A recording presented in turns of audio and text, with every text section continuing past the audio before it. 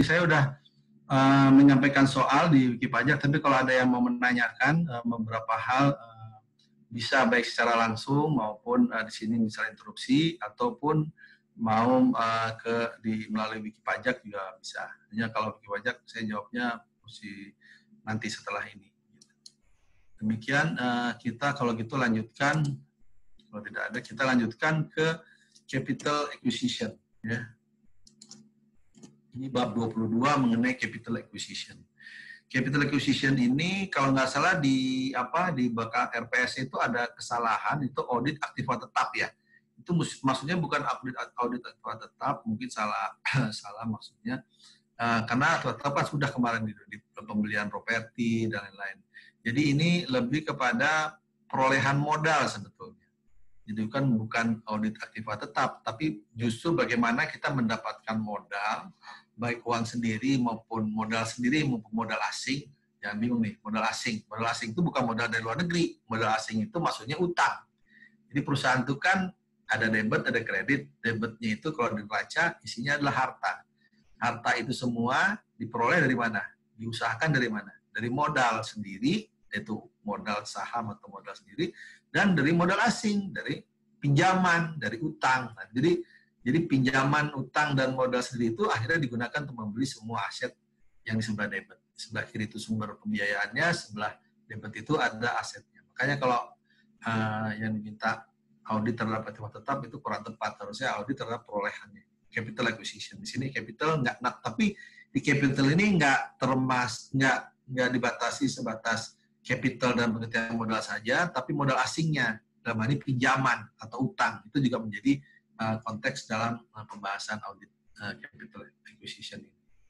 Nah ini kita lihat, makanya di sini karena judulnya audit of capital acquisition and repayment cycle, maka ini saya lihat gambar ilustrasinya adalah stakeholder equity, yaitu saham, modal sendiri, yang isinya itu modal sendiri, dan juga adalah laba ditahan. Laba ditahan itu kita memperoleh labanya ditumpuklah labanya.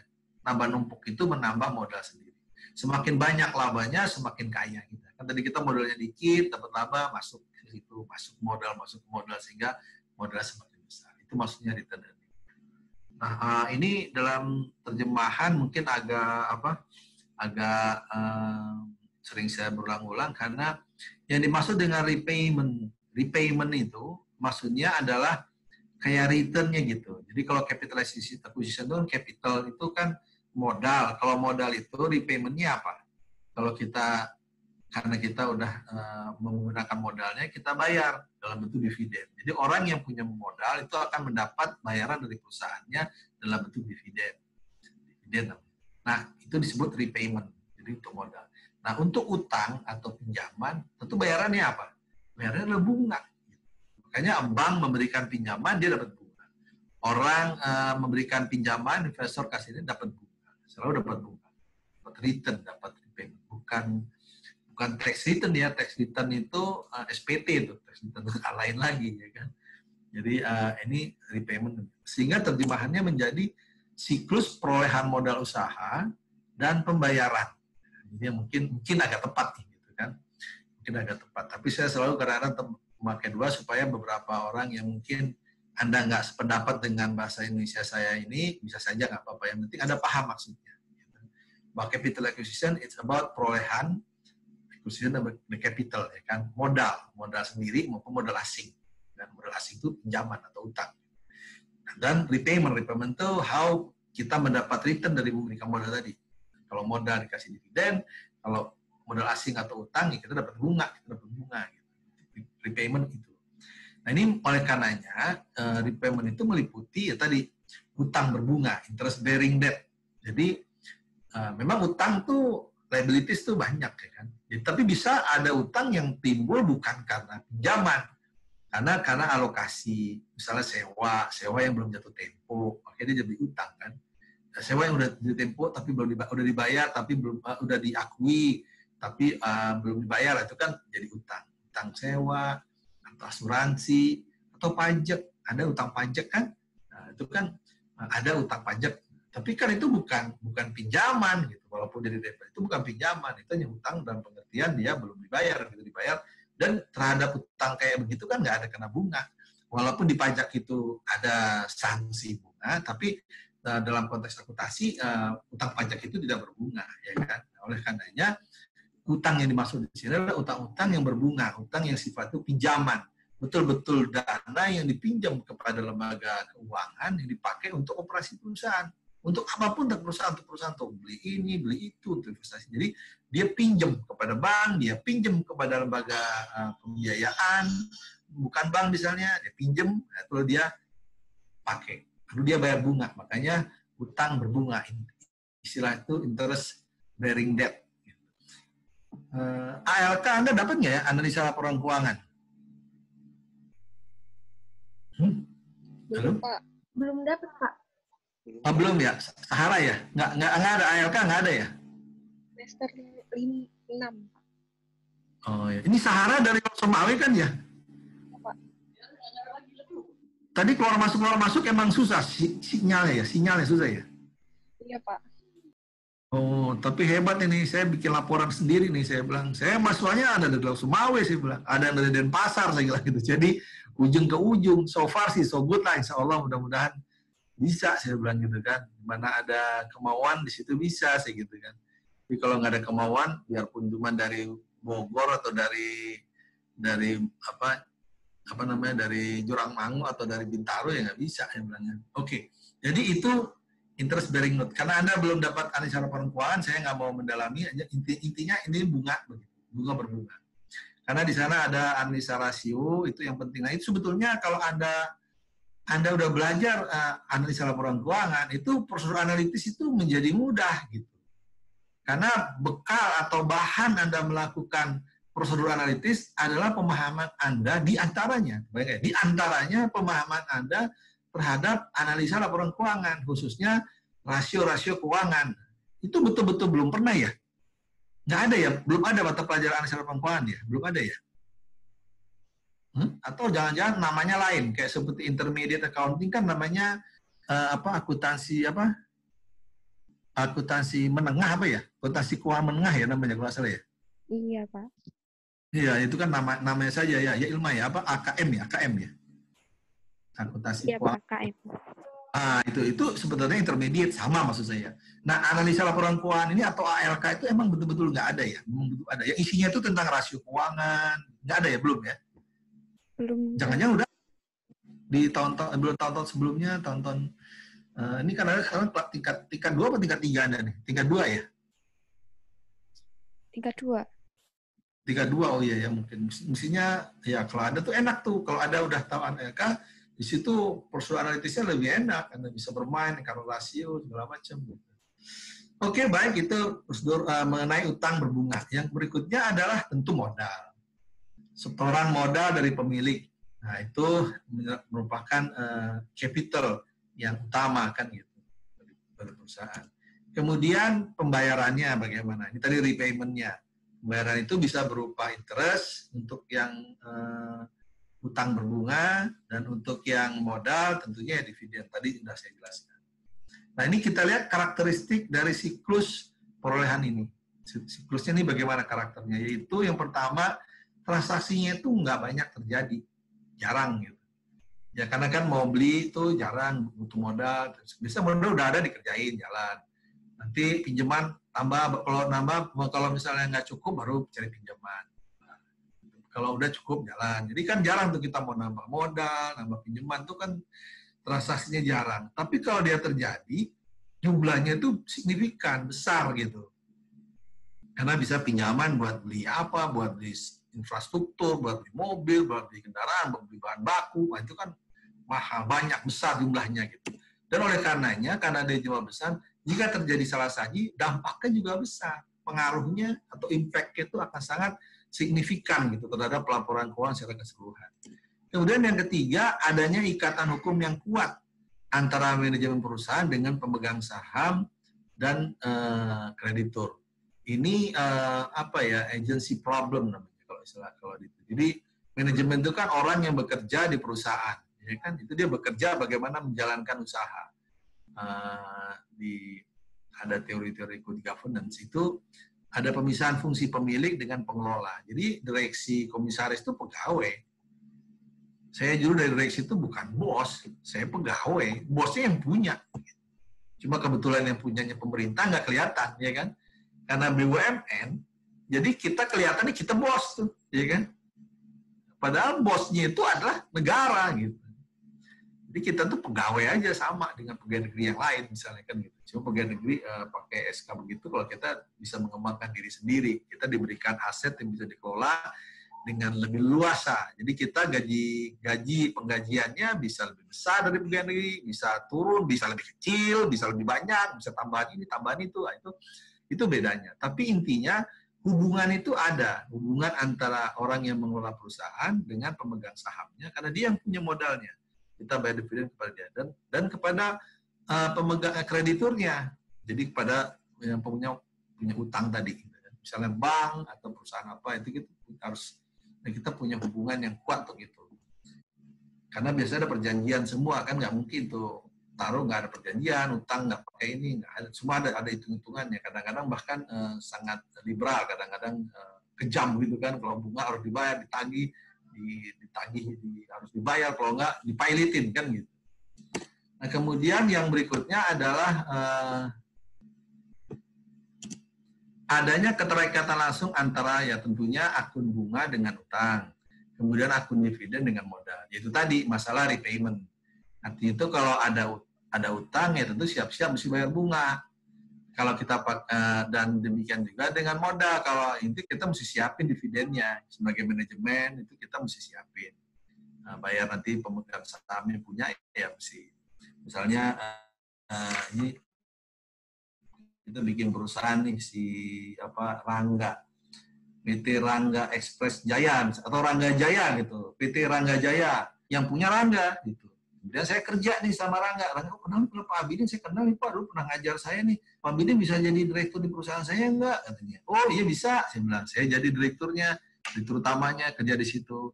Nah, terus kerja itu sama Rangga itu pemegang saham saya, dia yang punya perusahaan, PT Rangga kan gitu. Nah itu saya harus bekerja, setiap tahun nanti hasilnya, saya harus bayar tuh dividen, harus siapkan, saya harus bersiap-siap bahwa nanti kita akan harus laba, nomor 1 laba dulu kan, perusahaan kita harus laba. Dengan laba itu, sebagian labanya nanti saya kasih kepada Rangga sebagai pemegang saham. Jadi Rangga, oh ini bagus nih Pak hubungannya, itu yang nomor 3. Manajemen, saya manajemen itu judulnya, saya pegawai dari perusahaan Rangga tadi. Saya harus bagaimana mencari laba yang gede, selaba gede nanti berapa yang diberikan sebagai dividen kepada perusahaan. Itu kira-kira semacam itulah ilustrasinya. Oke, berikutnya kita coba mengenal bagaimana akun-akun yang terlibat di dalam siklus ini. Nah, dalam siklus capital acquisition ini, yang terkait dengan ini itu tergantung pada apa? Tergantung dengan jenis usaha, business line. 1, dan 2, yang kedua tergantung dengan bagaimana usaha tersebut dibiayai. Jadi yang pertama itu business line, jenis biayanya apa itu berbeda. Jadi kalau misalnya kayaknya gini, misalnya seperti kayak perusahaan kayak saya ini sekarang di semen ya, Semen Indonesia. Semen Indonesia itu di beberapa industri semen itu modal itu utang itu nggak terlalu penting bagi mereka. Artinya tuh rasio utangnya nggak gede terhadap modal. Jadi masih besar modal sendirinya daripada utangnya banyaknya. Jadi kalau di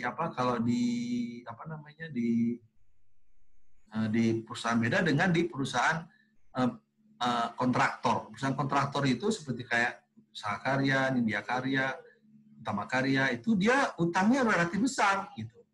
Jadi utangnya itu lebih banyak daripada modalnya, bahkan melebihi daripada modal. Oh jelek, buruk, oh itu enggak, tergantung. Karena memang di sana pekerjaannya adalah umumnya jangka panjang semua kan, bikin jalan, bikin jembatan, jalan tol, itu kan butuh waktu yang lama, long term, beberapa years, kan beberapa tahun. Oleh karena itu dia perlu pinjaman yang jangka panjang dan dalam jumlah yang besar karena baru dibayar setelah barangnya jadi atau ada yang itu, makanya utangnya besar dan nggak apa-apa mereka begitu. Itu maksud saya bisnis lainnya berbeda demikian. Kemudian bagaimana usaha tersebut dibiayai itu juga termasuk tadi. Nah, tentu kalau dia dibiayainya harus dengan utang ya tentu ya utangnya menjadi lebih banyak, ya kan? Jadi modal yang asing lebih besar. Tapi kalau misalnya dia lebih banyak dipakai sendiri ya nggak perlu modal asing kan, modal sendiri aja karena misalnya cash gitu kan. Misalnya saya lagi jual misalnya pabrik gula itu yang ideal. Pabrik gula itu modal harusnya nggak boleh banyak utang. Karena kan kita mengelola kebun lalu jadi pabrik gula lalu dijual. Kita langsung dapat duit tuh cash. Ya udah tuh udah uang kas kita, jadi modal kita balik sendiri gitu. Jadi sebetulnya kita nggak perlu banyak utang gitu. Cuma memang dalam pelaksanaannya karena pabrik gulanya ada peninggalan Belanda, jadi kapasitas produktivitasnya itu rendah. Jadi untuk itu perlu ada upaya-upaya peningkatan infrastruktur bikin pabrik. Nah itu oleh karena itu kita kadang-kadang perlu tambahan utang dari luar untuk membangun pabriknya, membangun ininya, tambahan modal kerja untuk itu sebenarnya yang menjadi hal penting. Makanya bagaimana usaha tersebut dibiayai itu mempengaruhi bagaimana perolehan modalnya, gitu kan. Nah ini akun-akun yang terkait, ini kita lihat akun yang terkait dalam siklus perolehan modal dan pembayaran, terjemahan bahasa Inggrisnya masih pakai capital acquisition and deployment cycle adalah diantaranya ini. Ini diantaranya aja, tapi umumnya kayak begini. Ini yang kiri yang menyangkut utang atau modal asing, yang kanan adalah menyangkut modal sendiri atau modal sendiri ya, gitu, yang kuning. Ini ada notes payable, vessel bayar, contract payable, ini berdasarkan kontrak, kemudian mortgage-nya apa nih? Hipotek. Kemudian bonds payable ini ada obligasi yang dibikin misalnya 5 tahunan, 2 tahunan gitu kan, baru jatuh tempo bayar obligasi. Terus kemudian ini appropriateness of return. Nah ini yang tadi nih. Jadi return earning atau laba ditahan tadi saya kumpulin, nanti mana yang saya bagi kepada pemegang sahamnya, mana yang digunakan untuk misalnya tadi tuh PT Rangga tadi kan, nah, oke nih Pak, oke saya ke Pak Bidin gimana nih, oke nih, ya, ini sekarang saya dari tahun ini kita dapat laba ditahan sekian, ini sekian kita kasih dividen ini, sisanya buat apa Pak? Katanya sisanya buat membangun infrastruktur, mungkin memperbaiki gedungnya, menambah peralatannya gitu segala macam. Nah, kemudian ada istilah treasury stock. Treasury stock itu apa? Saham treasury itu artinya perusahaan membeli sahamnya kembali. Sekarang ini kan lagi musim setelah COVID ini kan saham banyak yang turun ya. Saham-saham di perusahaan di GoPub, di perusahaan di pasar modal itu kalau Anda lihat pasar modal itu saham banyak yang turun. Tadinya semen kita tuh Indonesia tuh sekitar belasan ribu ya, sekarang tinggal 7.000, 8.000 per lembarnya. Udah turun kan gitu. Nah, juga yang lain, ada perusahaan-perusahaan lain. Nah, ini beberapa manajemen kadang-kadang ya itu mengambil sikap membeli kembali sahamnya, saham sendiri tadi dibeli. Nah, memang ada untung ruginya. Ya, untung ruginya ya untungnya mungkin dia nggak perlu bayar dividen ya karena sahamnya diambil kan. Nah, tapi kalau ruginya ya mungkin saham nilai kapitalisasinya jadi lebih rendah karena yang beredarnya kan jadi kecil, lebih sedikit dia ngambil. Nah, nilainya jadi kecil itu dia ambil. Nah, saham itu dia ambil itu namanya saham treasury, saham yang dibeli sendiri. Biasanya untuk jangka waktu tertentu, nggak lama, sampai mungkin kondisi sahamnya supaya dia rangka untuk supaya sahamnya naik lagi. Nah itu dia melakukan upaya diambil sendiri, kan harganya lagi murah nih dia tarik. Nanti setelah harganya naik lagi baru dia lepas. Gitu. Dan itu dia nanti dapat ini juga perusahaannya menarik sendiri gitu. Nah kemudian ada lagi yang namanya dividen. Declare itu ya saya tadi memberitahu kepada Rangga ini mau dibayar dividennya berapa gitu kan. Kemudian modal, di modal ada kas, ada capital stock, ada yang common, ada yang saham. Ini capital stock nih, stok ini bisa jadi persediaan stok, bisa juga saham. Jadi jangan sampai terkecoh. Jadi Anda mesti lihat konteksnya, ada bicara stok jangan menerjemahkan kata per kata. Kadang-kadang stok ini dipakai sebagai saham, tapi kadang-kadang juga bisa sebagai stok ya sebagai itu stok persediaan misalnya kan begitu. Nah, tapi ini dalam konteks saham. Ini saham biasa, common biasa, ini saham preferred. Saham preferred bedanya biasanya saham preferred ini lebih kecil nilainya kan daripada yang saham biasa. Karena ini saham ini lebih dulu. Jadi kalau perusahaan itu pilot yang dibayar ada satu perusahaan, misalnya perusahaan Rangga itu pilot. Yang dibayar pertama siapa? Saya yang lolos ini memang pilot, PT Rangga Jaya ini pilot gitu. wah saya kan di pilot nih, saya mesti bayar. Pertama saya bayar sampai saya bayar tuh utangnya dulu, bukan Rangga dulu. Yang utang kita ke siapa tuh? Modal asingnya berapa tuh kita bayar dulu. Udah selesai, baru sisanya kepada ke Rangga. Ternyata di Rangga ada lagi saham preference. Oh, saham preference-nya misalnya yang dikasih kepada ini, kepada Rio, ya kan? Nah, Rio, kepada Rio Buta-Butar bisa dikasih. Berarti saya bayar lagi udah utang lagi, bayar ke banknya dulu, baru kepada Rio, baru sisanya lagi baru ke Rangga. Itu maksudnya yang membedakannya. Kemudian ada donated capital, ada return earnings, itu tadi laba ditahan, ada dividend payable. Kalau ini dividen ini baru declare, ini udah dinyatakan dan dibebankan, ya dividen pada dividend payable. Begitu dibayar, dividend payable pada cash. Kemudian ada proprietorship, ada partnership. Proprietorship ini perusahaan perorangan. Misalnya ya kayak tadi Rangga, bukan PT ya, tapi misalnya perusahaan perusahaan kayak ini jual usaha dagang bahan-bahan itu bangunan gitu kan, usaha dagang Sumber Jaya gitu, itu punyanya Rio misalnya, Rio punya gitu. Itu Rio tuh pemilik usaha dagang Sumber Jaya. Itu usahanya apa sih Rio tuh? Itu dia jual bangunan, alat bangunan, besar ini semua segala macam. Usaha dagang itu, atau perusahaan bangunan PB, perusahaan bangunan Sumber Jaya gitu kan. Nah ini yang punya misalnya Rio, itu perusahaan perorangan. Kalau partnership berdua, misalnya Rio berdua sama Rangga bikin usaha berdua partnership gitu. Bisa usaha jasa, yang biasa partnership jasa, bisa juga perusahaan, bisa juga. Misalnya CV karena si Rangga punya usaha Rio punya usaha bahan bangunan, Rangga punya orang arsitek, pembangunan gitu, developer, lalu misalnya gabung nih CV Rangga dengan CV Selalu Jaya gitu. CV Selalu Jaya ini yang punya Rangga dengan Rio. Itu bisa berdua. Commendator Finance Cup misalnya. Demikian. Ya, itu partner berdua. Nah, itu kira-kira yang menyangkut akunnya. Sekarang bagaimana kita mendesain test of detail balance? Karena dalam penyajian modal itu kan kita lihat ya saldo modalnya. Tentu saldonya dilihat ini seperti biasa. Seperti kemarin-kemarin, dalam merancang audit itu ada 4 tahap, ya kan? Tahap terakhir adalah menyiapkan laporan. Jadi tahap pertama isinya ini kita kebetulan kita ambil contoh di sini utang, ya kan? Jadi capital acquisition itu bukan modal tapi adalah utang, ya kan? Jadi bagaimana kita menilai utang dengan menggunakan teknik detail balance. Jadi saldonya yang dinilai berapa saldo utang di berapa. Utang ini dalam konteks notes payable itu bahasa Indonesia wesel bayar, ya kan? Nah, ini kita seperti biasa di tahapan pertama kita lihat risiko bisnisnya, kemudian bagaimana toleransi salah saji, itu apa tuh materialitasnya kan?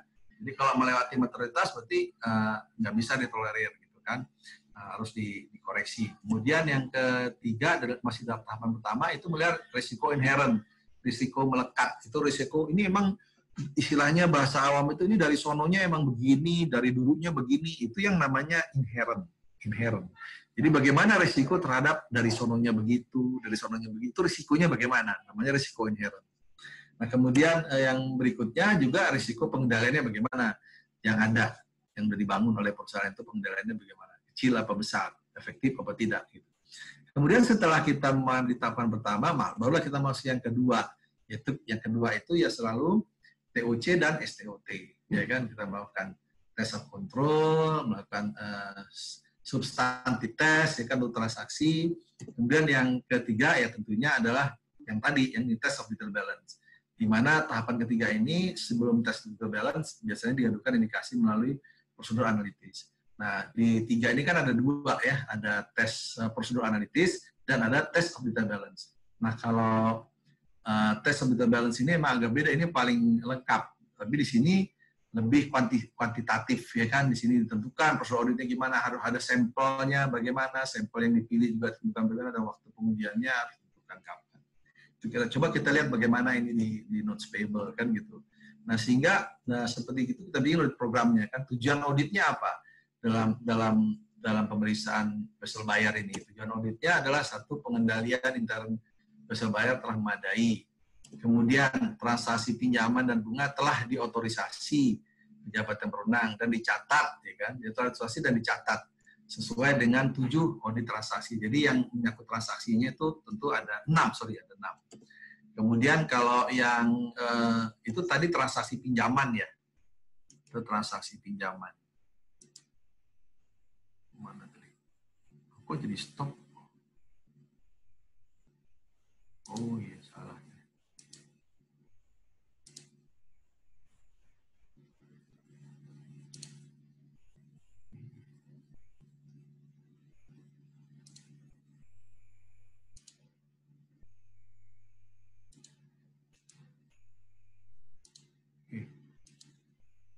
Ini kemudian berikut itu kalau yang awal atas ini kan transaksi, makanya tujuannya berkaitan dengan tujuan audit, 6 tujuan audit yang transaksi, ya kan. Kalau yang bawah ada saldonya, saldo utangnya dan bunganya. Kalau ini transaksi pinjamannya dan bunganya, kalau saldonya tentu berkaitan dengan 7 tujuan audit yang saldo, yang ada 7, ya kan. Ini bukan 7 sebetulnya ada 8, tapi yang relevan 7, yang nilai realisasi nggak masuk, berarti 8. Berarti 8 dikurangin yang ini, tidak termasuk nilai realisasi, sehingga yang diimplementasikan menjadi 7 dalam saldo utang dan bunganya. Kemudian pengendalian dalam aktivitas wesel bayar, ya kan, bagaimana pengendaliannya? Nah, pengendalian itu kita lihat yang pertama otorisasi. Otorisasi terhadap pemberian pinjaman itu harus cukup, ya kan. Kemudian bagaimana pengendalian terhadap pembayaran kembali pinjaman. Jadi pinjaman itu dilunasinya bagaimana, pembayaran bunganya bagaimana, gitu kan. Nah, kemudian kelayakan dokumennya. Bagaimana dokumen dengan pendukung untuk mencatat pemberian pinjaman atau saat pengembalian pinjaman maupun pada saat pembayaran bunga. Itu perlu menjadi pertimbangan dalam pengendalian. Kemudian dalam pengendalian itu juga menyangkut verifikasi mandiri. Jadi adanya internal check, adanya pemisahan fungsi, ya kan. Jadi tidak menghindari adanya rangkap jabatan. Itu verifikasi mandiri secara berkala. Nah, kemudian kita lihat prosedur analitisnya, ya kan. Tadi kan di dalam tahapan ketiga itu, di samping melakukan test of meter balance, kita melakukan prosedur analitis. Nah, sebagaimana saya sambutkan tadi, bahwa prosedur analitis ini memang tidak pasti ditemukan adanya misstatement, tapi dia membuka possible kemungkinan terjadinya misstatement. Contohnya di sini misalnya recalculate approximate interest change on the basis average interest rate and overall monthly notes payable. Jadi artinya kita menghitung ulang nih berapa tingkat bunga, ya kan, tingkat bunga yang dibayarkan. Ini kita akan menemukan ada kemungkinan adanya tingkat bunga yang salah saji atau pengurangan dari jumlah notes payable yang dibayar, gitu kan. Kemudian yang kedua, compare individual notes outstanding dengan tahun sebelumnya. Jadi kalau ini kan misalnya ada notes payable yang udah nggak dimasukin, nggak dilaporin, adanya salah saji. Ini dibandingkan dengan tahun sebelumnya. Yang paling bagus tentu ya tidak hanya tahun sebelumnya lagi ada, itu perlu jadi beberapa tahun bisa kelihatan. Demikian juga dengan yang compare dengan saldonya. Nah, kemudian kita lihat lagi di sini adalah, nah ini kalau tadi kan ini prosedur analitis. Bagaimana dengan test of detail balance-nya? Test of detail balance-nya ya seperti bagaimana biasa, itu kita pastikan mana yang bagaimana tujuan auditnya. Kalau saldo tadi kan ada 8, cuma tadi dipastikan bahwa yang realizable tidak masuk, jadi hanya 7.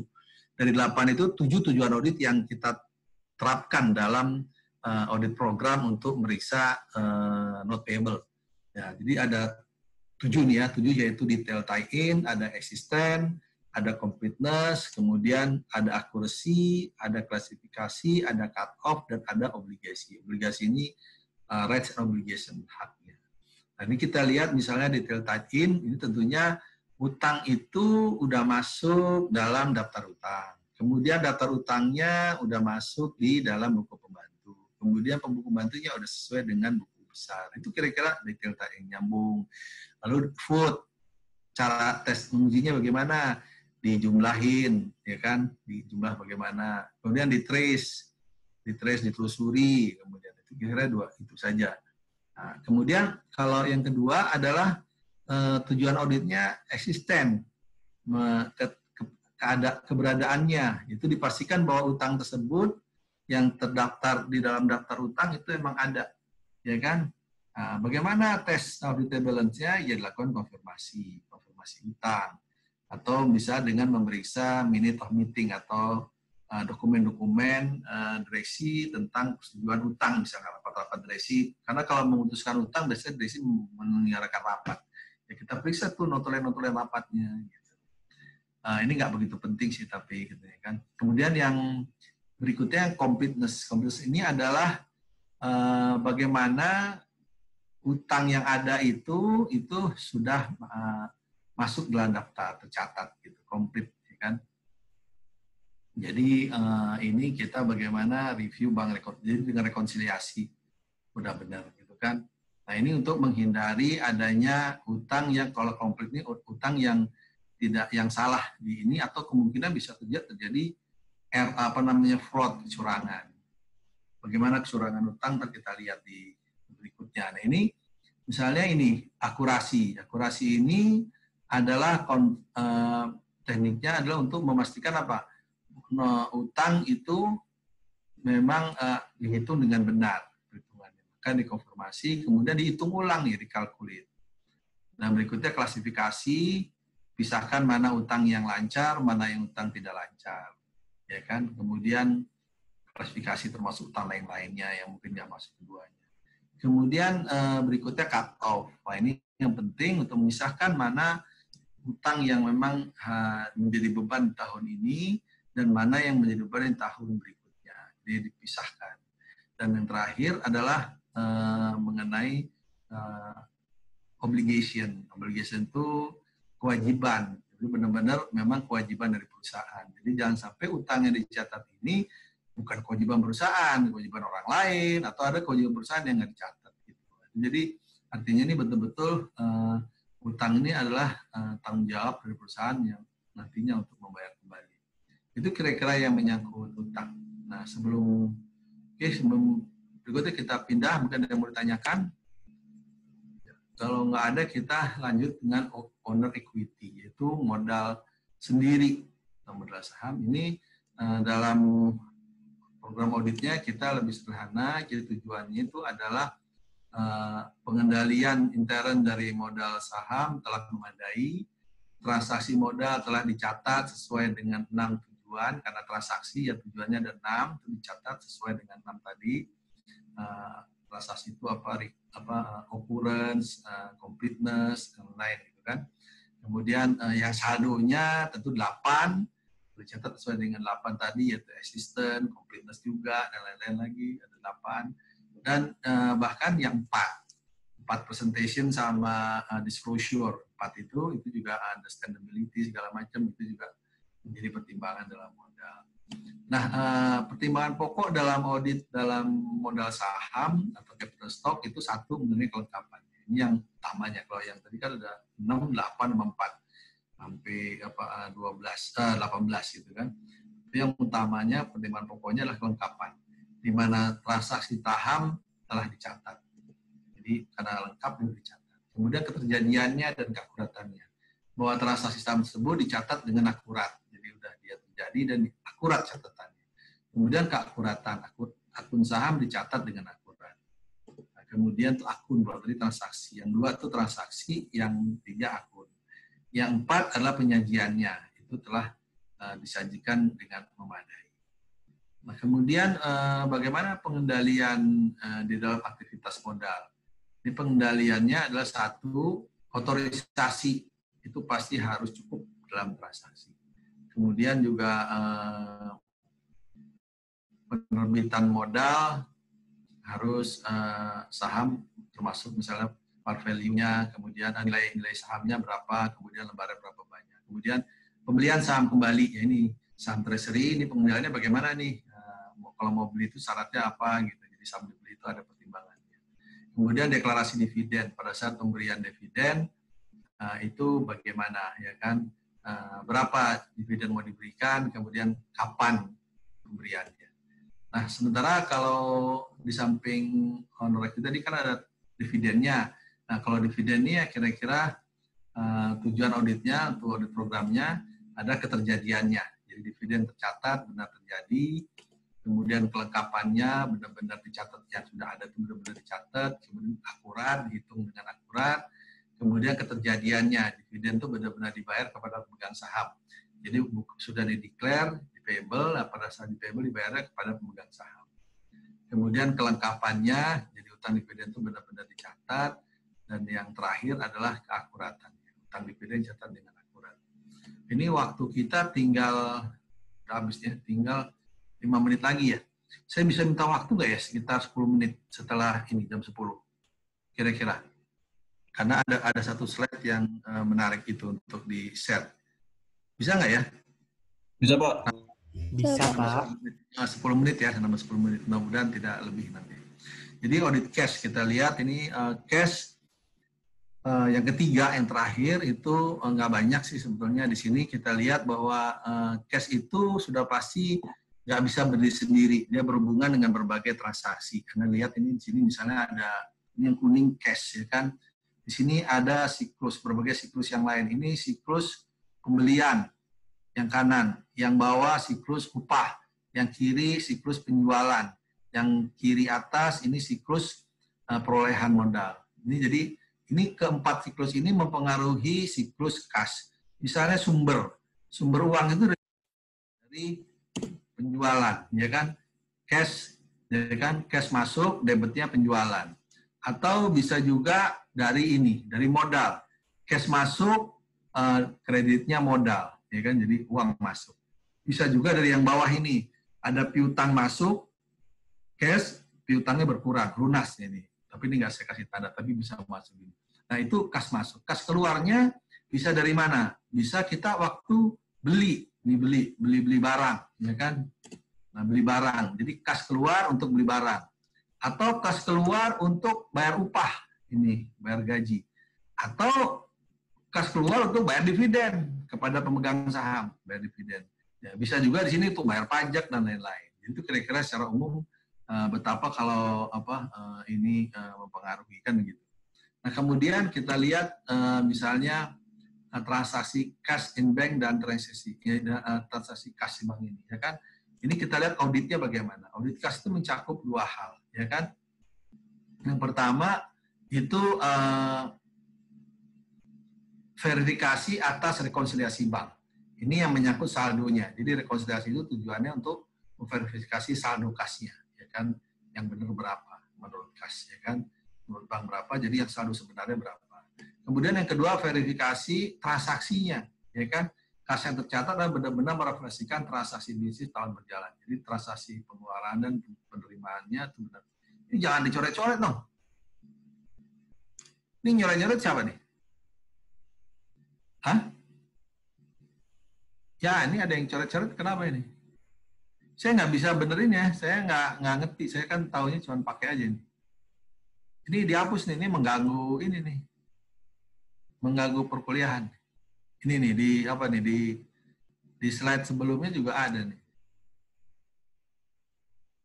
Nih. Ini bisa dihapus nggak? Dihapus nih. Nih itu. Ada biru-biru ini nggak mengganggu ini tuh. Jadi jangan dicoret-coret kan. Bisa dihapus nggak nih? Hah? Yang nyoret siapa ini? Saya nggak ngerti, saya kan cuma pakai aja yang tahunya. Nggak tahu saya kalau saya pikir mungkin ada bisa ada yang menyoret-nyoret gini kan di sini tuh. Ini coba dihapus deh, nggak ketahuan juga saya, tapi kalau dihapus lebih enak, saya jadi nggak enak. Tuh. Ini nyoret siapa ini? Hah? Wah, susah juga nih kalau gini. Kurang tahu, Pak. Iya, susah nih ada coret-coret gini kan. Coret-coret, jadi kita kan nggak bisa ini. Nggak bisa ini. Apa ya. Mudah-mudahan ini apa namanya nggak berlanjut. Jadi gini, kemudian salah saji kas yang ditemukan dalam audit kas, tapi pada audit lain, jadi gini, maksudnya dalam pemeriksaan itu kita sering menemukan salah saji. Tapi pada saat kita meriksa audit kas, itu salah saji kas itu kadang-kadang nggak ditemukan dalam kita memeriksa audit kas, tapi justru pada saat kita menemukan, pada saat kita melakukan audit di siklus yang lain, misalnya pada saat siklus penjualan atau pembelian, itu baru kita malah menemukan adanya salah saji kas. Nah ini misalnya diantara ditemukan yang salah saji kas itu misalnya menyangkut gagal menagih pelanggan, ya kan? Kemudian ada penggelapan kas yang diterima pelanggan cara sebagai penghapusan piutang. Itu misalnya ada uang diterima kayak tadi saya kerja sama Rangga kan ya, kemudian saya ada terima atau ada bayar utang misalnya si apa Lulu misalnya Lulu itu punya piutang kepada Rangga, kemudian saya tagih, Lulu bayar uangnya itu, uang Lulu tadi nggak langsung saya terima sebagai penerimaan cash, tapi saya catat sebagai beban penghapusan piutang Lulu. Jadi piutang Lulu berkurang, tapi cash-nya nggak nambah di perusahaan yang melakukan beban. Itu kan saya melakukan fraud dan penggelapan. Nah, oleh karena itu setiap penghapusan itu harus dengan persetujuan Rangga gitu. Kalau enggak, nanti saya bisa semau-maunya gitu. Itu diantaranya salah satu modus yang dilakukan. Kemudian bayar ganda atas faktur. Ini bisa saja satu faktur dimintakan 2 kali, ya, itu bisa terjadi. Kemudian pembayaran tidak layak atas belanja pribadi. Ya, ini misalnya saya jalan dengan keluarga, dan saya kerja sama Rangga itu jalan, tentu saya bayar tuh ya kan, saya bebankan berjalan dengan keluarga, saya bebankan ke perusahaan. Ini nggak benar ini ya kan, itu tidak boleh karena itu beban yang sifatnya pribadi tapi dibebankan pada perusahaan. Kemudian upah, misalnya ada karyawan saya tuh yang upahnya lemburnya tuh hanya 5 jam tapi dia nagihnya sampai 8 jam, itu bisa terjadi. Kemudian bayar bunga, kalau bayar bunga ini pihak yang terkait, misalnya ada sister company, misalnya tadi itu Rangga punya perusahaan, masih hubungannya sama Rio juga, sama-sama nih mereka punya perusahaan, masih sister company. Nah itu bunga antara perusahaan Rangga dengan Rio ini bunganya pinjamannya itu lebih rendah daripada bunga pinjaman di luar. Nah, itu namanya biaya bunga yang nggak sesuai gitu kan dengan yang lain. Itu bisa terjadi. Dan itu banyak terjadi namanya. Nah kemudian yang berikutnya adalah dan tadi dalam case tadi itu yang penting adalah bank rekonsiliasi. Seperti mana Anda ketahui, bank rekonsiliasi itu intinya adalah bagaimana saldo di bank dibandingkan dengan saldo di buku kas. Itu berbeda karena ada beberapa hal yang membuat itu berbeda. Jadi menurut bank uang kita sekian, tapi menurut buku kas kita uang kas kita di bank ada sekian. Untuk itu dilakukan rekonsiliasi. Nah, biasanya ada 3 hal yang pokok yang terjadi, yaitu pertama bahwa ada namanya tuh deposit in transit ya kan. Oh ini salah bawah nih mestinya. Ini mestinya di bawah sini nih. Deposit in transit ya kan. Deposit in transit itu maksudnya uang yang sudah diterima oleh perusahaan tapi belum dicatat oleh bank sebagai penerimaan, belum sampai setorannya. Nah, lawan kebalikannya ada outstanding check. Kalau outstanding check ini adalah cek yang dikeluarkan oleh kita, tapi karena bank itu belum dapat, dia nggak tahu, dia tidak mencatatnya sebagai pengeluaran kan gitu. Misalnya saya Rangga tuh menerbitkan cek, PT Rangga menerbitkan cek, nah dikasih kepada Lulu tadi kan, Lulu terima cek dari Rangga, tapi sama Lulu belum dibukukan ke banknya, ke Bank Mandiri. Lulu ceknya ditaruh di rumah, dia mungkin lagi pergi kemana, keluar kota lagi tugas. Oleh bank ini belum tahu ada pengeluaran, padahal oleh Rangga udah dicatat sebagai pengeluaran pembayaran cek kepada Lulu. Nah begitu pulang dari luar kota minggu depan, Lulunya masuknya ke bank, bawa ceknya saya uangin. Nah rekening Lulu kan nambah tuh, rekening Lulu nambah di Bank Mandiri ini, katakanlah Bank Lulu Bank Mandiri, di Rangga Bank BCA. Nah Mandiri memberitahu ada tagihan ke BCA-nya nanti berkurang, saldo di Rangga berkurang sejumlah cek itu. Nah itu baru akhirnya kecatat sebagai pengeluaran. Bukan outstanding. Demikian juga Demikian juga dengan misalnya di catatan di Rangga, itu misalnya ada NS check, ya kan. Misalnya Rangga terima cek dari Rio kan, Rio ternyata Rio ini ngasih cek, Rio ini punya 2 bank, satu di Bank Mandiri, satu di Bank BCA misalnya gitu. Nah, yang di Mandiri dananya tuh katakanlah 500 juta, yang di BCA katakanlah 100 juta. Ya, si Rio ngasih cek 200 juta nih kepada Rangga, tapi pakai ceknya BCA, padahal BCA dananya baru 100, berarti pas sampai di sama Rangga pas mau diuangin di bank katakanlah di Bank Mega, loh kok kurang dananya, ini namanya non sufficient check, akhirnya dikembaliin oleh Rangga, dikasih ke Rio nih kurang nih dananya nih, Rio nanti lebihin lagi, oh ternyata dia bukan yang BCA, harusnya pakai yang Mandiri karena Mandiri uangnya 400, bisa ngasih 200, itu gitu kira-kira yang dimaksud dengan check. Nah, dalam kas ini kita lihat ada sumber dan penggunaan cash, ya kan. Kita lihat, kita ambil dari cash flow statement, ya kan. Cash flow statement itu laporan arus kas. Nah, itu kita lihat ini yang kuning adalah cash inflow, yang merah adalah cash outflow. Cash yang kuning itu uang cash masuk, dan yang merah itu uang kas keluar, ya kan. Nah, jadi yang kas masuk itu yang kuning, itu hijau, itu terbagi dari 3, yaitu operating, operasi, menyangkut operasi. Yang kedua adalah investing, itu menyangkut apa namanya investasi. Yang ketiga adalah financing, itu pembiayaan. Ini di sini misalnya kita yang operating ini karena kita jual barang, kemudian kita memberikan jasa, akhirnya kita dapat uang. Demikian juga uang ini operating bisa dipakai juga. Kalau dipakainya untuk apa? Untuk beli barang, untuk bayar gaji, bayar pajak, gitu. Nah, untuk investasi itu apa? Itu uang-uang yang diperoleh dari penerimaan uang dari jual barang, dari jual juga investasi, kita beli saham, kita jual beli saham, itu dapat hasilnya masuk di sini. Nah, untuk investasi ini bisa dari juga dijual, diberi, dikeluarkan. Keluarkan investasi itu apa? Kalau di sini kita jual properti, di sini kita beli properti, kita beli investasi. Nah, itu lewat di sini. Kemudian yang financing pembiayaan, kita dapat uang dari utang. Kalau kita membayar utang, minjem kepada ke bank, ya kan, kita dapat uang dari bank. Kemudian kita juga mengeluarkan saham. Jadi mengeluarkan saham itu artinya pemegang saham bayar kan, membeli saham, ini dapat uang. Jadi perusahaan dapat uang. Nah, ini untuk financing yang dari pengeluarannya, yaitu kita bayar dividen, untuk yang pemegang saham kita kasih dividen, kemudian juga untuk pengembalian misalnya bunga-bunga, misalnya pinjaman jangka panjang. Bisa juga misalnya tadinya Anda punya pinjaman yang dolar, kemudian untuk mengatasi fluktuasi dolar yang signifikan, risikonya jadi Anda kurangi dengan misalnya udah kalau gitu pinjamannya kita tukar nih dengan yang rupiah gitu, yang dolar dibayar, kemudian mereka pinjam lagi tapi dengan dalam bentuk rupiah. Gitu. Itu sering terjadi begitu. Kayak di beberapa perusahaan yang ada transaksi ekspornya, itu di samping ada pinjaman dolar, dia juga berusaha mengkonversi dari dolar itu ke pinjaman yang rupiah supaya ada risiko bunganya risiko kurs itu nggak tinggi. Memang ada sih metode-metode hedging, tapi ongkos hedging itu kan mahal.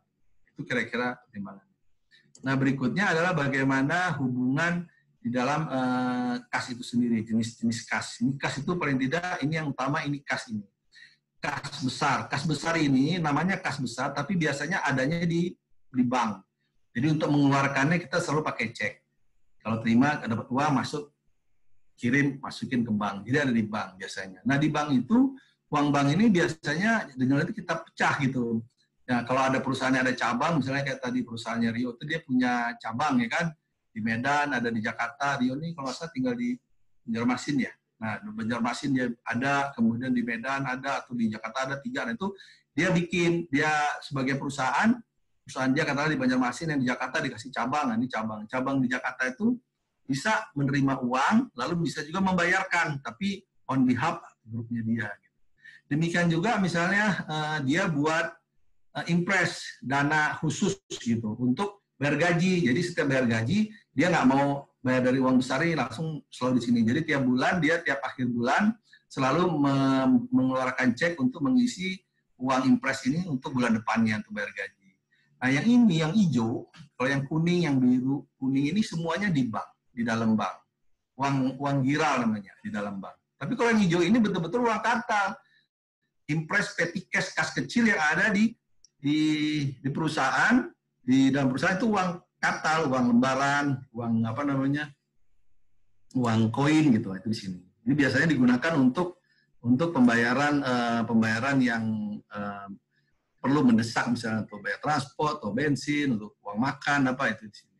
Nah, kalau yang ini betul-betul bukan uang secara fisik gitu, tapi dia ekuivalen uang. Ini misalnya apa? Misalnya time deposit atau deposito. Deposito itu kan uang kita juga yang di bank. Iya, tapi bedanya kalau yang di sini kan setiap saat bisa diambil. Kalau deposito kan terbatas. Paling 3 bulan, paling cepat kan ada deposito sebulan. Berarti selama sebulan itu kan nggak bisa diambil. Dan demikian juga deposito yang lama-lama, yang 3 bulan, 6 bulan, yang setahun, dan makanya dia dianggap cash equivalent. Dia setara kas istilahnya gitu, kalau bahasa Indonesia ini setara kas. Nah, bagaimana mengaudit kas ini? Kas ini diaudit dengan, ya ini seperti juga kita bikin prosedur audit biasa, karena ini menyangkut saldo kas, maka yang digunakan adalah detail balance, ya kan, saldo of detail balance. Nah, tentu karena detail balance ini ada 8, kalau saldo ada 8 ya. Dari 8 ini ternyata yang dipakai cuma 5. 5 itu detail tie-in, eksistensi, completeness, accuracy, dan cut-off. Nah, yang 3 ini penting, yang tengah ini. Eksistensi, completeness, dan accuracy ini penting. Karena di sini untuk memastikan bahwa tes dari bank reconciliation. Kalau bank reconciliation ini memastikan saldo banknya yang benar berapa. Kemudian ada lagi proof of cash. Kalau proof of cash ini memastikan transaksi penerimaan kas itu yang benar berapa sih selama periode ini. Kemudian pengeluarannya selama bulan ini, selama berapa bulan ini benar nggak? Itu proof of cash. Jadi penerimaannya berapa, pengeluaran kasnya itu berapa. Itu proof of cash. Lebih kepada itu. Bukan saldonya. Kalau saldonya di bank rekonsiliasi. Atau test of kiting. Kalau kiting itu memastikan adanya kayak layangan. Itu kayak layangan. Jadi cek misalnya gini, misalnya tadi si Rangga itu mau berbuat curang, ya kan? Namanya kiting ini curang sebetulnya. Jadi Rangga berbuat curangnya dengan misalnya pada bulan Desember nih, kan mau misalnya yang bisa Rangga nih jangan dulu, tadi Lulu bukan kantor angkutan publiknya Sahara misalnya. Sahara mau mengaudit perusahaannya Rangga, ya kan? Nah, Sahara terus dicek nih di Desember. Pada cek, ternyata ketemu. Ternyata ada satu cek yang diterbitkan oleh Rangga dari Bank Mandiri, katakanlah kita Bank Mandirinya. Itu diceknya diterbitkan tanggal 2 Desember, gitu kan.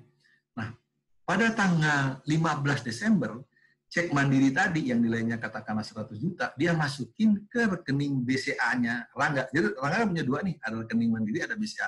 Dimasukin ke BCA-nya pada tanggal 15 gitu. Nah, itu ceknya.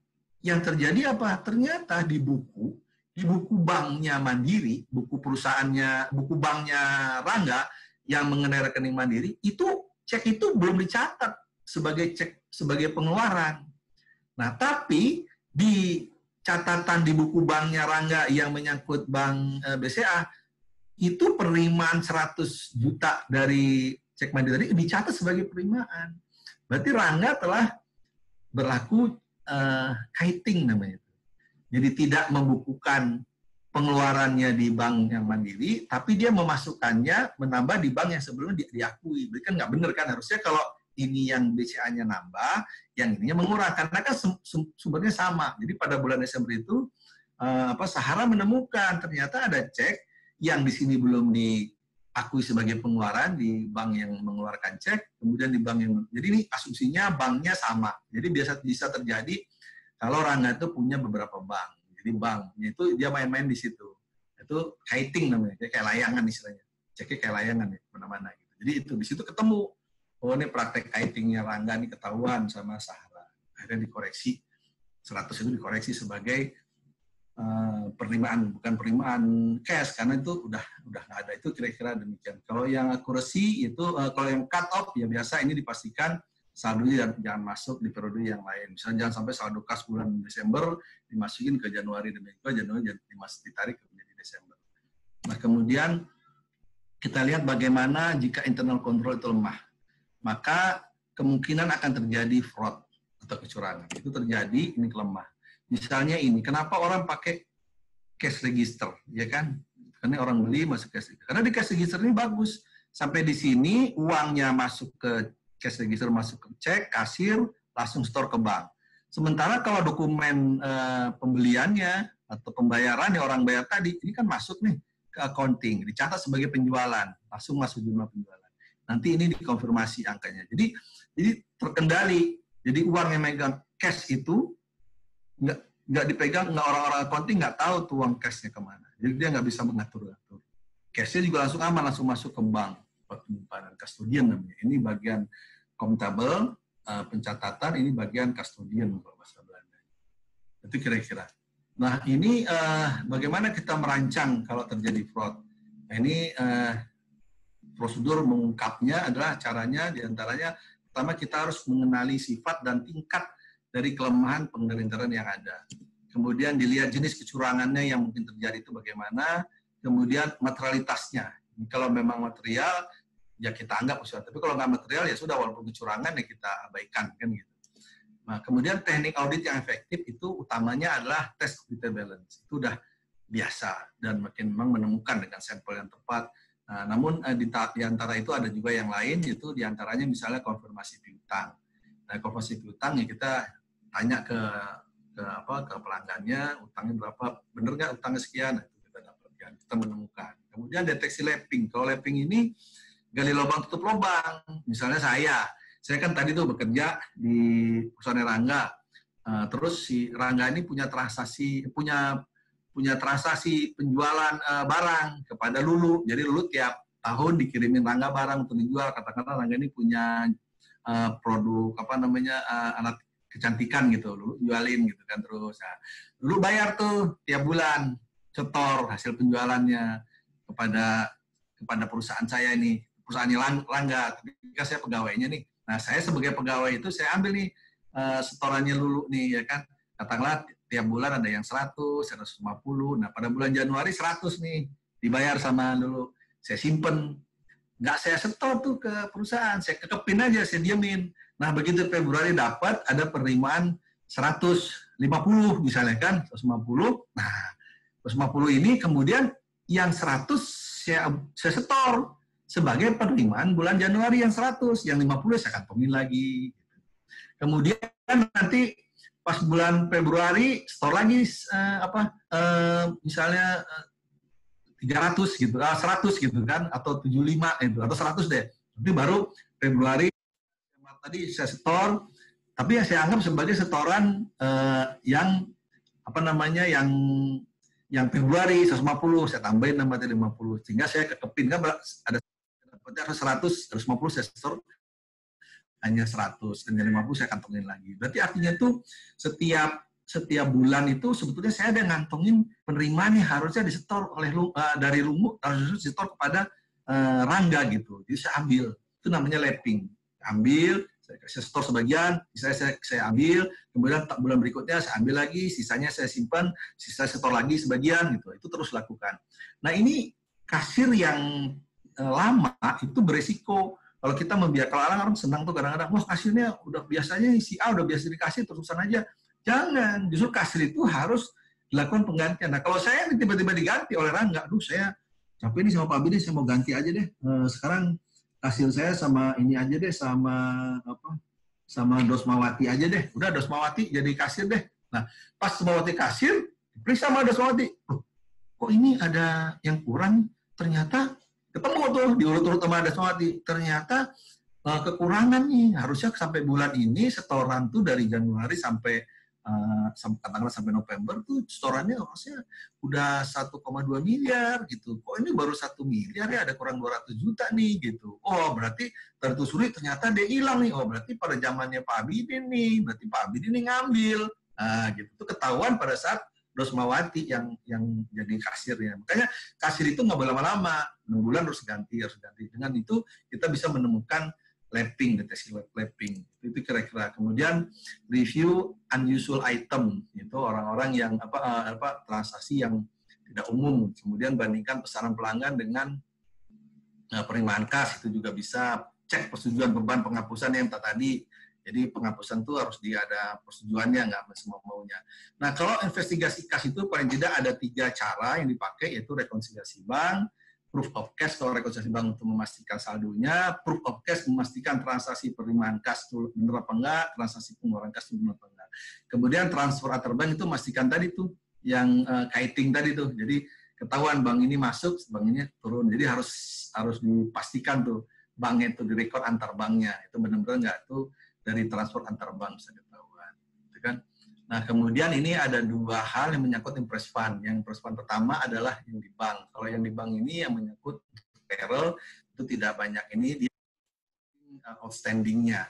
Rekonsiliasi cek yang beredar, kemudian dikonfirmasi, kemudian cut off bad statement-nya gimana, kemudian investigasi ini diperlukan kalau memang ada pengendaliannya lemah. Tapi biasanya ini pengendaliannya sangat baik kalau di bank ini kan, apalagi cuma bayar gaji kan gitu.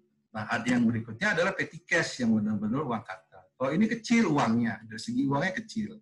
Karakternya itu biasanya kalau kas kecil dia yang megang 1 orang, kemudian kegiatannya juga bukan cuma 1, dan nggak dicampur-campur gitu kan. Kalau ada misalnya ini urusan petty cash untuk transport, untuk petty cash untuk pemakan gitu, itu aja, nggak dicampur-campur biasanya. Dan fokus auditnya tentu bukan kepada saldo, karena saldo cash itu kan kecil ya, kecil, sedikit uangnya, kecil petty cash. Tapi biasanya pengendaliannya dilihat, bagaimana pengendaliannya, bagaimana uang boleh keluar nih, siapa aja yang boleh, berapa aja yang bisa diklaim, gitu, apa aja, itu lebih kepada pengendalian. Kemudian menghitungnya uang kata nih cek fisik. Kita menghitung uang, berapa dihitung uang lembarnya. Jadi opname kas, ada petty cash, kita pegang, kita opname kas, kita hitung berapa uangnya seharusnya, gitu aja. Kemudian menguji kelengkapan dan kelayakan bukti pendukung, apakah misalnya jangan sampai ini bon mau makan warteg, berapa ada warteg kok 100.000, mana ada warteg 100.000, nggak mungkin ya, berarti kan nggak punya layak gitu. Jadi walaupun warteg tulis tangan gitu, tapi sebaliknya ngisi bon dari sederhana gitu, tapi isinya 15.000, makan 5 orang 15.000 kali 5, nggak mungkin nih. Di sederhana 15.000. Sederhana kan terkenal makan padang yang mahal. Jadi nggak mungkin sederhana tuh 15.000 1 orang, nggak mungkin. Nah, ini itu di situ kira-kira mungkin. Itulah kira-kira yang bisa saya sampaikan menyangkut sebetulnya yang terakhir itu saya tuh udah dapat 10 menit ya, udah lewat nih 10 menit. Sebenarnya ada review pertanyaan yang ada 1 slide yang bisa, tapi saya nggak tahu nih bisa ditambah 5 menit nggak? Kalau nggak ya nggak apa-apa juga sih. Nanti di slide-nya aja udah saya kasih sih. Gimana nih? Boleh Pak, boleh. Bisa, Pak. Mudah-mudahan mudah-mudahan bermanfaat karena ini udah saya share di teman yang lain juga sih. Jadi cuma 1 slide. Jadi isinya gini, yang pertama adalah konfirmasi piutang dan utang, dan juga sekaligus lah dengan sampling. Kenapa sih konfirmasi kok hanya yang diutamakan yang piutang, yang utang kok enggak gitu kan? Loh iya, karena kalau piutang itu cenderungnya orang menggede-gedekan. Jadi kalau perusahaan punya piutang cenderungnya dibesar-besarin. Sebenarnya kalau utang dikecil-kecilin. Gitu. Artinya apa? Artinya kalau kita mengecek kan berapa sih piutang yang sebenarnya, nah, jangan yang digede, yang katakanlah dia ngakui 12 utang, ternyata yang benar hanya 10. Nah, itu kan ngeceknya dengan konfirmasi. Kita cek dari 12 orang, ternyata 10 yang benar, yang 2 salah. Kalau utang tuh enggak. Utang tuh justru orang berusaha ngecil-ngecilin.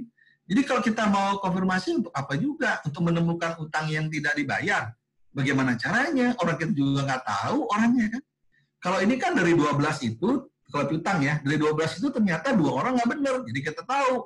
Tapi kalau ini, katakanlah yang utang itu ada 6 orang, ternyata ada yang palsu mana? Kita nggak mungkin. Kita ingin menemukan yang palsu yang di luar lah kan itu, yang belum dibukukan gitu. Jadi artinya populasi, kalau bicara populasi itu bicara masuk ke statistik. Kalau sampling, kenapa Pak sampling statistik utang nggak perlu? Padahal kan samplingnya bagus, rasionya ini bagus, kita menemukan. Iya, ya itu tadi. Karena untuk sampling itu kita perlu populasi. Kalau piutang kan jelas, populasinya 12. Dari 12 ini ada 2 ternyata ditemukan berdasarkan sampel ketemu. Tapi kalau utang, kita ingin menemukan piutang yang nggak dicatat. Berapa? Kita nggak tahu kan?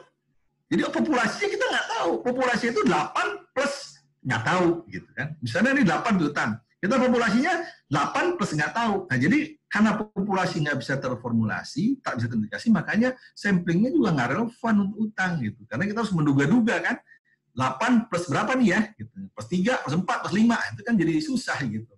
Nggak ketemu berapa populasinya. Sehingga untuk menentukan berapa yang tidak dibayar, kita nggak tahu. Karena populasinya juga kita susah menemukan. Itu kira-kira mengenai utang. Kemudian cek aset dan dokumen. Cek ini kayak tadi. Lulu dapat cek dari Angga. Itu bermanfaat sebagai aset oleh Lulu, ya kan? Selama cek tersebut belum diuangkan. Tapi begitu Lulu tadi pulang dari bank, dari luar kota, kemudian Lulu bawa nih ke bank, diuangkan. Begitu diuangkan, cek tadi udah nggak ada lagi artinya sebagai aset, udah sebagai dokumen. Karena Lulu udah nggak dapat cek, tapi dapat uang, ada uangnya di rekeningnya gitu. Bagi bank yang pegang cek asli, itu cek tadi hanya dokumen aja, dokumen arsip dia. Bagi Lulu katakanlah di fotokopi ceknya itu hanya dokumen aja, bukan aset lagi, bukan aset sebagai aset prima, aset kas, bukan. Itu maksudnya aset. Jadi begitu dia cair, dia berubah menjadi dokumen saja. Gitu. Nah kemudian konfirmasi utang dan pernyataan vendor. Apa mana kuat mana nih? Sama-sama dari luar kan, konfirmasi utang ya dari kreditur, vendor juga dari mereka. Lebih kuat mana kata? Oh, karena kalau pernyataan ini waktu datang, misalnya tadi si Sahara datang, masuk kepada ngaudit perusahaannya Rangga. Itu Rangga masuk, Sahara lihat mana ini utangnya sekian. Terus mana dokumen-dokumennya? Ini kata Rangga, ini Sahara dokumennya utang saya ada 7 nih, ada 7 orang, ada pernyataan dari 7 orang bahwa saya berutang kepada dia. Oh ya. Jadi waktu datang Sahara ke kantornya Rangga, waktu pertama datang, udah terima tuh pernyataan tadi, udah ada di depan mata dia gitu. Nah, lalu Rangga, lalu Sahara, kalau gitu saya konfirmasi kepada 8 orang tadi. Baru dapat dari seminggu kemudian dapat. Nah, tentulah lebih kuat yang konfirmasi kan daripada pernyataan, walaupun sama-sama, tapi yang pertama ini kan udah duluan datangnya kan. Udah ada waktu saat Sahara datang, udah ada barangnya itu. Jadi ya Sahara kan ya apa iya apa enggak kan kata Sahara gitu, apa iya nih asli dari si Anu katanya, jangan-jangan Rangga hanya bikin pakai gini kan gitu. Tapi kalau yang kedua kan konfirmasi ya tentu dia lebih yakin karena kan baru dia minta, terus baru seminggu kemudian baru dibalas gitu. Jadi tentu lebih kuat konfirmasi utang daripada pernyataan. Itu kira-kira yang sederhananya. Lalu kenapa transaksi tahun berjalan? Kenapa bukan saldo awal? Iya, karena audit ini it's all about transaksi berjalan, bukan saldo awal. It's about tentang transaksi berjalan dan saldo akhir. Saldo awal adalah sudah diaudit karena saldo awal itu adalah saldo akhir tahun sebelumnya, periode sebelumnya, di mana itu sudah selesai dilakukan audit, sudah diperiksa. Jadi kita nggak perlu lagi memastikan itu. Jadi kita lebih kepada bagaimana transaksi akhirnya menemukan saldo akhirnya berapa. Itulah kenapa alasannya.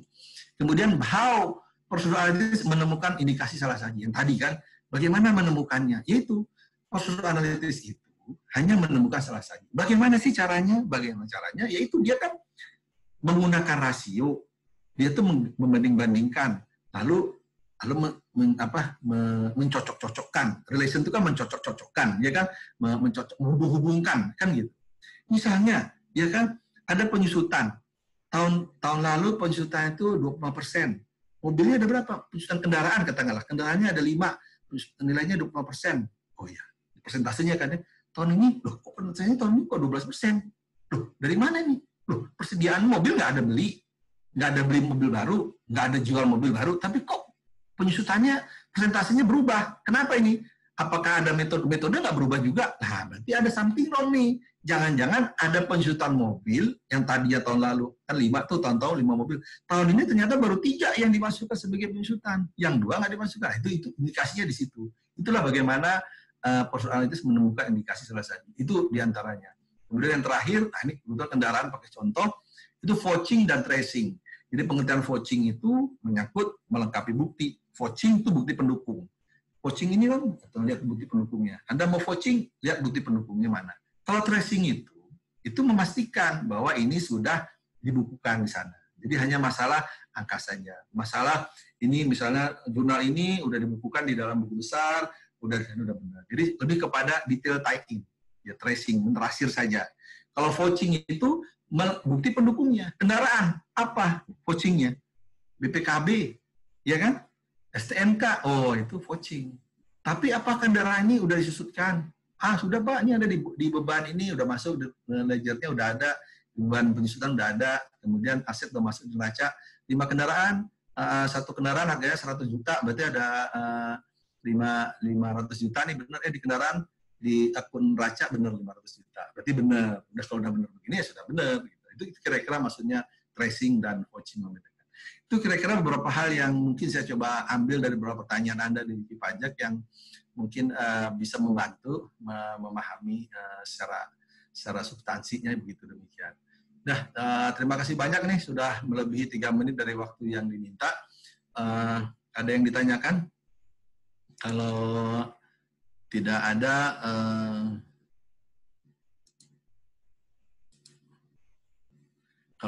ada, mari kita akhiri pertemuan ini.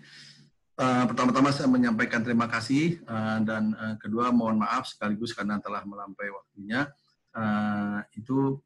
Karena ini Anda di akhir periode di hari Jumat, berarti Anda sudah harus menyiapkan resume untuk besok di Senin kita ketemu lagi.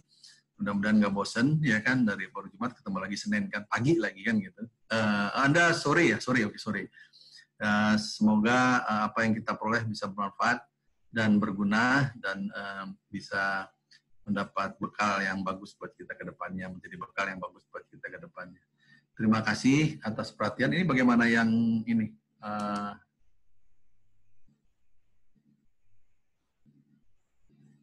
Yang apa? Yang Putu bagaimana nih Putu? Udah biar aja atau bagaimana?